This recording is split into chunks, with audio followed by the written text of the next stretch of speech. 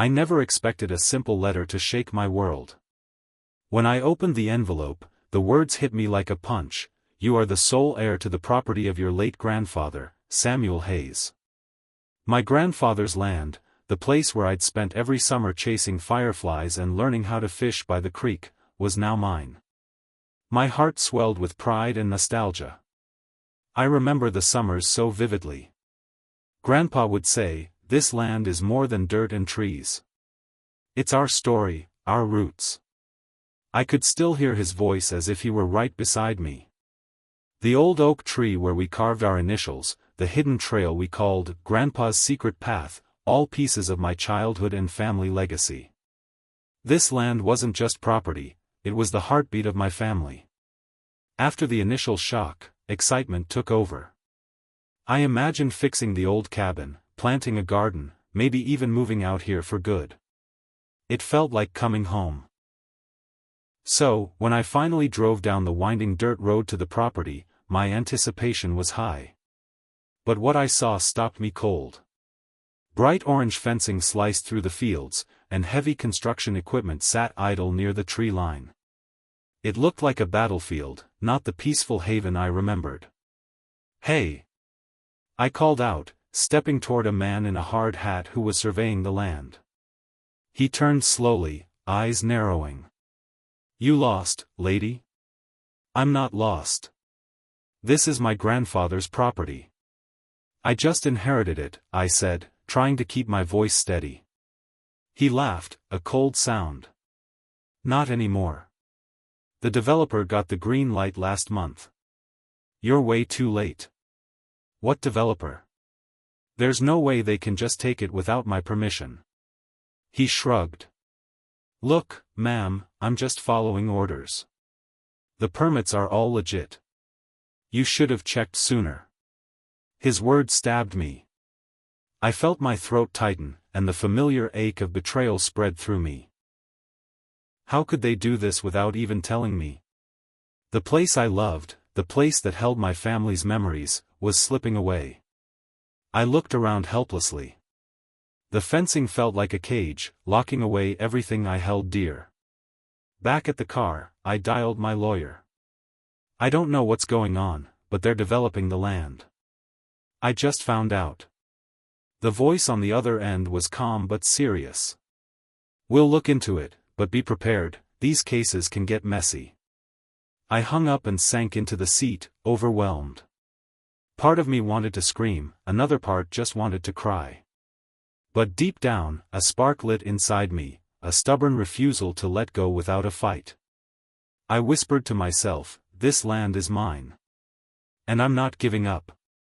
I grabbed my phone first thing the next morning. "I need to speak with the developer handling the project on my grandfather's property," I told the receptionist. "It's urgent." After what felt like hours on hold, a man finally answered. "This is Mark, the site manager. How can I help?" "I'm the heir to the land you're developing," I said, trying to keep calm. "I have questions about the permits and authorization." There was silence. Then he replied, "All permits are in order. If you have concerns, you'll have to speak with the city planning office." I hung up and dialed the city officials. The woman who answered barely looked at my file when I explained the situation. "Everything's legal here," she said flatly. No further comments. I felt a cold pit grow in my stomach. I wasn't getting anywhere. This wasn't right.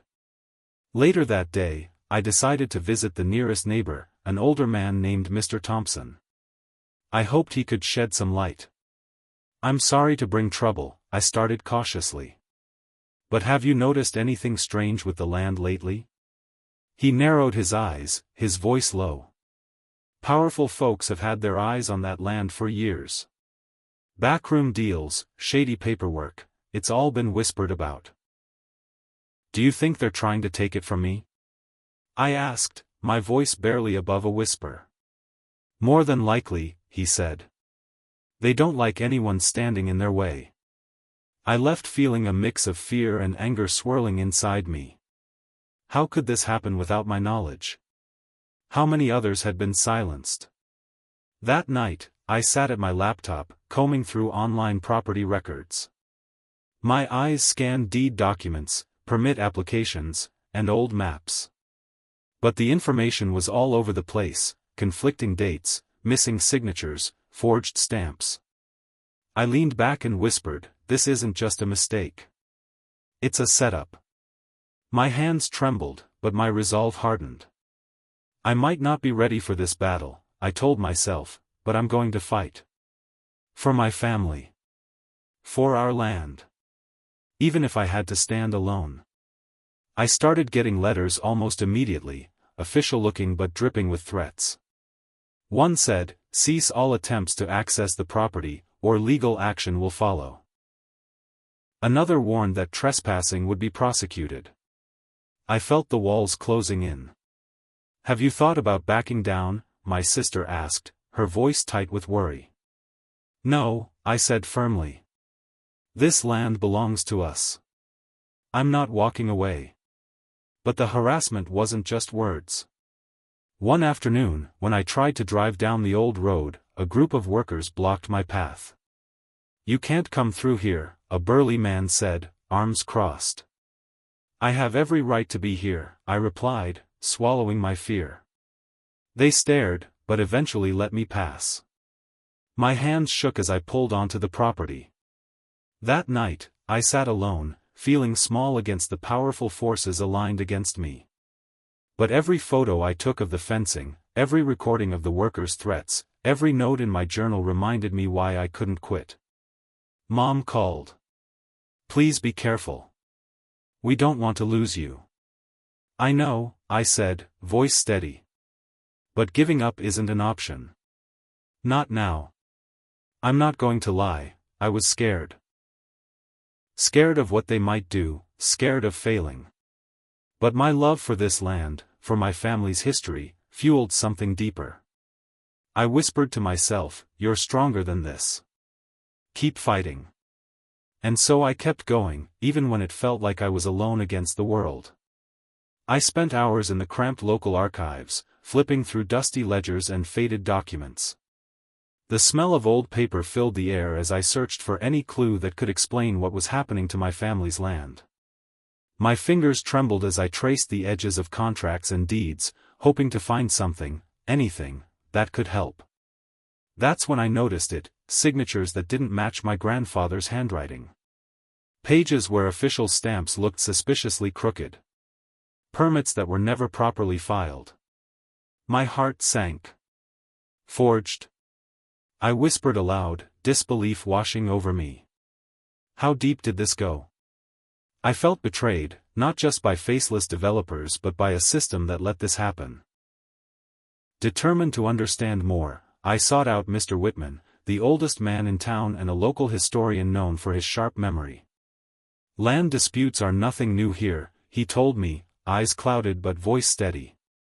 "Powerful people have tried to claim this land for decades. Some succeeded through tricks and lies.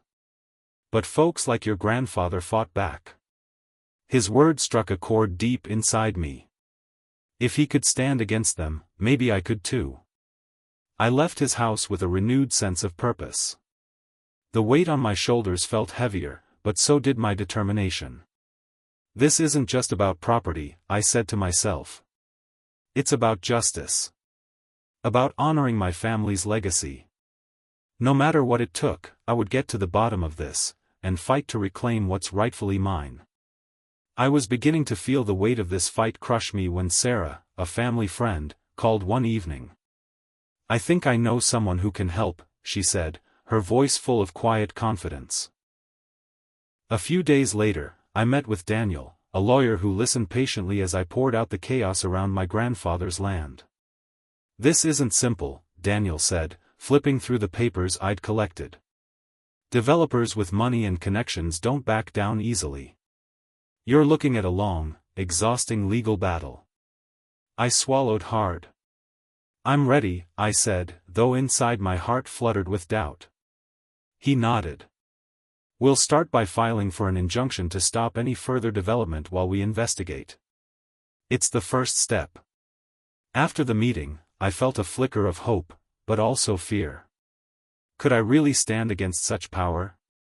The nights were restless, filled with a whirl of thoughts. One afternoon, I decided to knock on a neighbor's door. Mrs. Jenkins opened cautiously.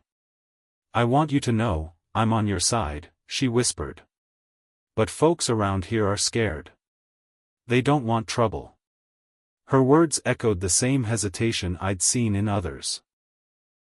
Yet, beneath the fear, I sensed a quiet strength building. As I left, I whispered to myself, "I'm not alone."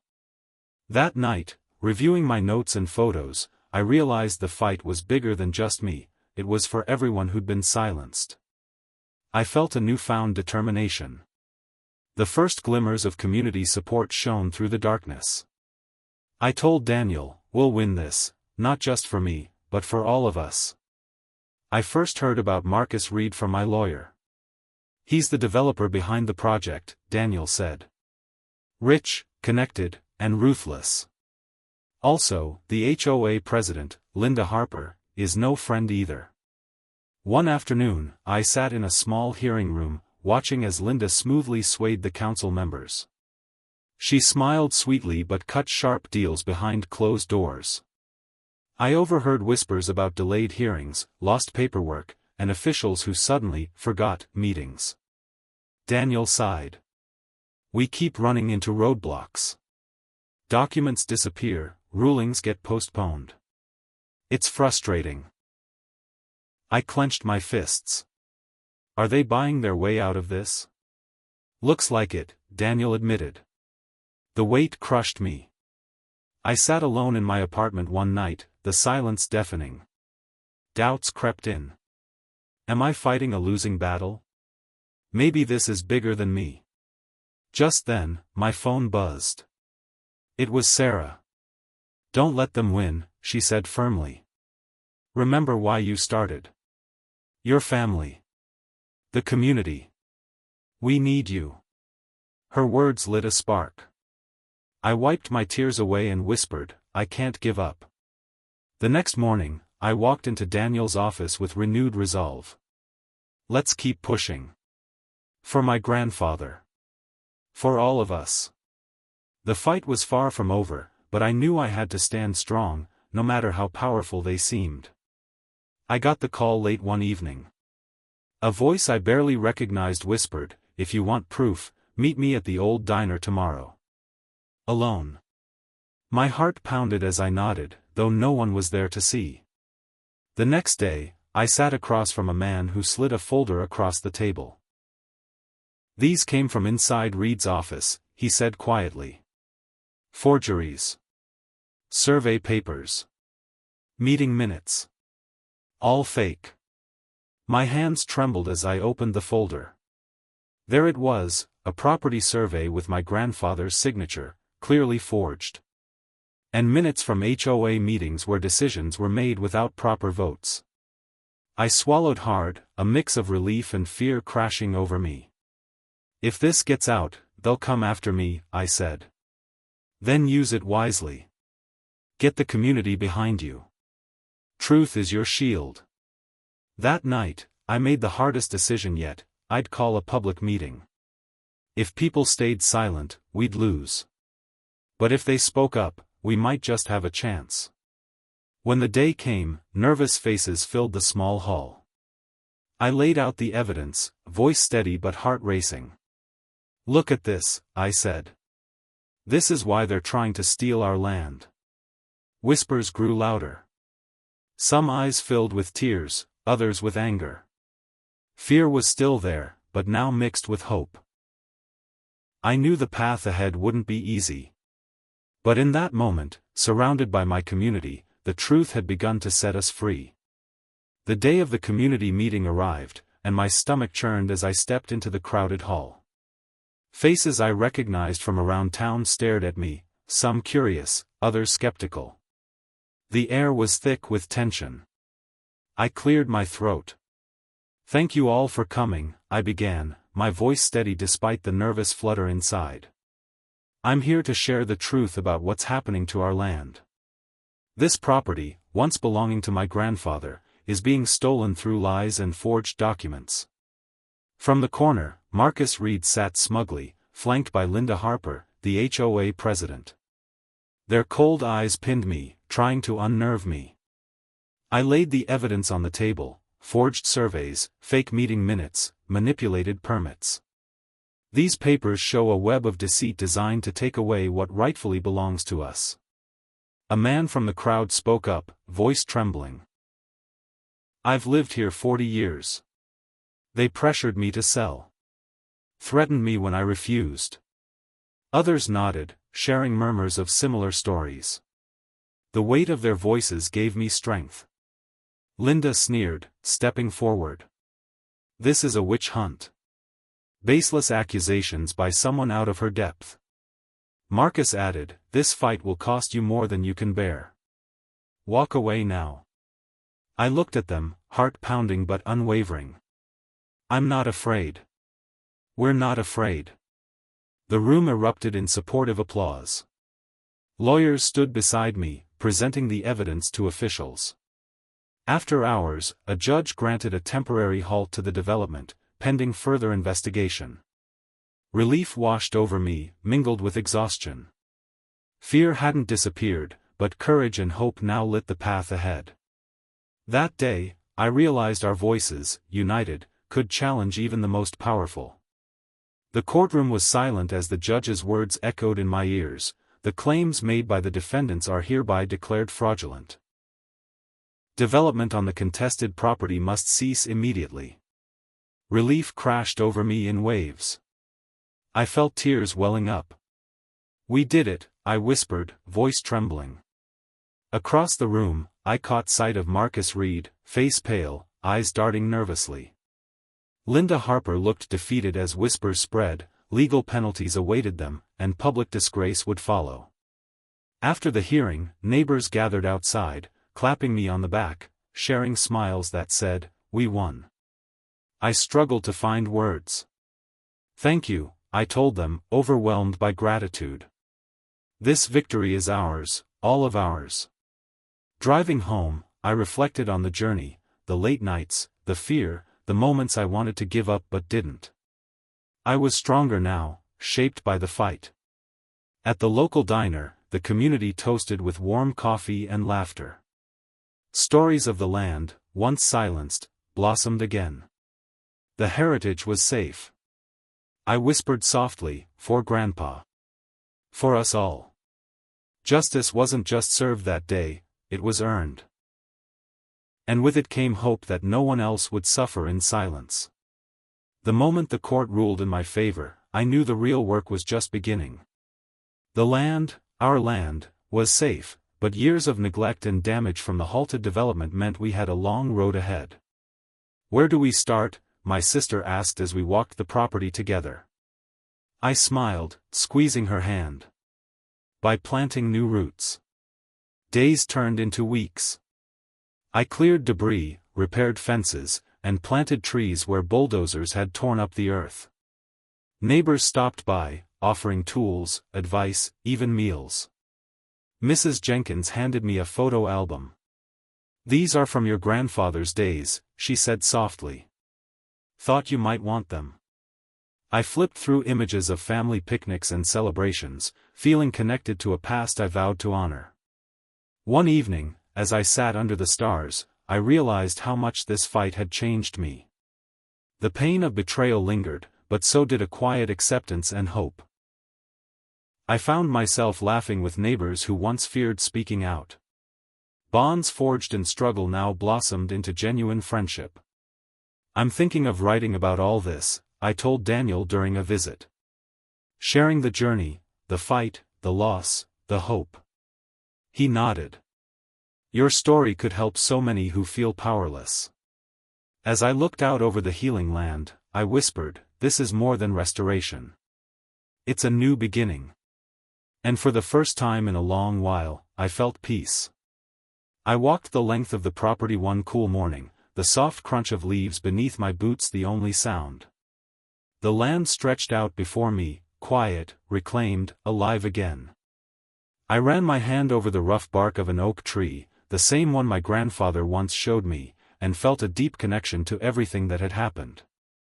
This land taught me more than I ever expected, I murmured aloud.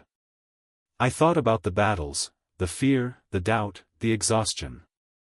But also the strength I never knew I had. The neighbors who stood beside me, their voices rising in unity, showed me the power of community. I even found a place in my heart for some who tried to tear us down. People make mistakes, I whispered. Maybe they can learn. Turning back toward the house, I knew this was only the beginning. I have to help others, I told myself. Those facing battles like mine. My resolve hardened. Justice isn't just a word. It's a fight worth fighting. The sun broke through the clouds, warming my face. Despite the scars and hardships, I felt hope, a legacy not just of land, but of courage and perseverance. And as I looked out over the horizon, I whispered, we endure. We prevail. I want to speak directly to you now, because if you're reading this, maybe you're facing a fight of your own. Maybe the odds feel stacked against you, the powerful forces too strong. But believe me when I say this, standing up matters. Persistence matters. Truth matters. When I first began this battle over my grandfather's land, I was scared, uncertain, and at times felt utterly alone. But that fight changed me. It awakened something deep inside, a strength I didn't know I had. I learned that courage isn't the absence of fear, it's moving forward despite it. I found hope in unexpected places, in the quiet support of neighbors, in the steady advice of my lawyer, and in my own unwavering resolve. If you're in a vulnerable position, know this, your voice can shake walls. Your story can inspire change. Don't let fear silence you. Reach out, connect, and keep pushing. Together, we create a force no one can ignore. One thing I repeat to myself every day is this: roots run deep, and so does resilience. Our family's legacy wasn't just about land, it's about the courage to protect what matters, the community that stands beside us, and the hope that fuels every step forward. So whatever battle you face, remember, your fight matters. Your truth matters. And with persistence, justice and healing will follow. Keep standing tall.